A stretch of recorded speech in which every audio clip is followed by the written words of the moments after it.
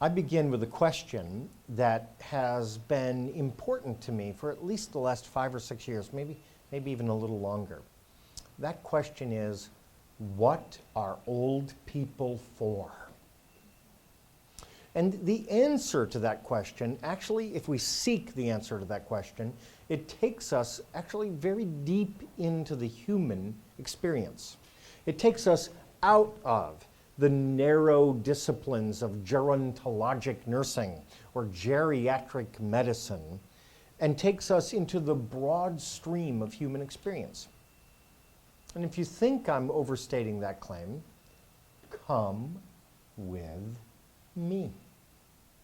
Come with me back to ancient Greece. Who here knows the story of Tithonus? How did that one get by you? I want to know. It turns out that in addition to myths regarding love and war and hate, in addition to those myths, the Greeks had a couple of very interesting myths that dealt with aging. And somehow these myths get left off when we encounter Greek mythology.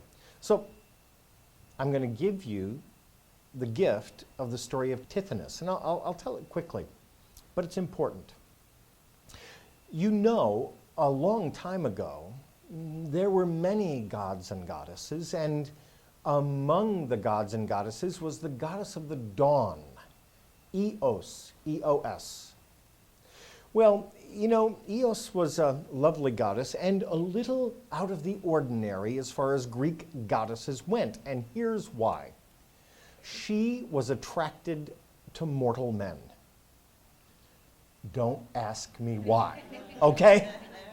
I don't know. But every day when she would light the earth, she would check out the guys. And one morning when she was doing that, just at the moment she brought the light of the day to the ancient city of Troy, a Trojan prince rose from his slumber and walked out onto the walls of the city just as dawn was breaking. And you can imagine, you know, him standing out there. And just at that moment, Eos looks down. She's in love. That's the one. Yeah. One little problem. She's an immortal goddess. He's a mortal man. She went to see Zeus. Zeus, I love Tithonus. You've got to make him immortal. Please. No. She begged and wheedled and cajoled. And a Greek goddess can be quite persistent.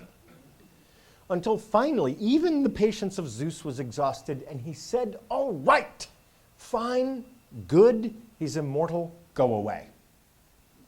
Now, you just got to imagine that next morning. Here's Tithonus lying in bed, waking up, and the first thing he sees is the face of a goddess. Next thing you know, the goddess says, I'm in love with you. The next thing you know, the goddess says, I went to Zeus and I had him make you immortal. Now that's got to be one of the all-time best starts to a day ever. So, you know, she's a Greek goddess. She's pretty smart. She's right. They're a great match. They're in love. Real love. But one morning, when Eos gets up to go to work, and she bends down to kiss Tithonus goodbye, she sees he's got a gray hair. And pretty soon, his whole head gone white. And Tithonus got old. And then he got older, and older, and older, and older, and then he got older. He got older than anybody had ever gotten before, and then he got older. Why did he keep getting old? Because he was immortal. And in time, his once powerful limbs shriveled up, and his once booming voice faded into a little tiny chirp. And finally, at great length, his beloved Eos took pity on Tithonus and changed him into a grasshopper. And that's where grasshoppers come from. The story says to us that aging is not alien, it is not imposed on us, it is not done to us. That aging is intrinsic to our humanity. That aging is not some unfortunate, terrible, private tragedy. It is part and parcel of our nature. And here's the thing, not even Zeus could break the bond between human life and human aging. Now, these days, people don't go to Zeus on bended knee. Instead, they approach technology on bended knee. And people, even all these thousands of years later, still want to find a way to deny, delay, divert, destroy the aging process. And here's where I want to spend my time with you tonight. Why is this true? What is driving this crusade against aging?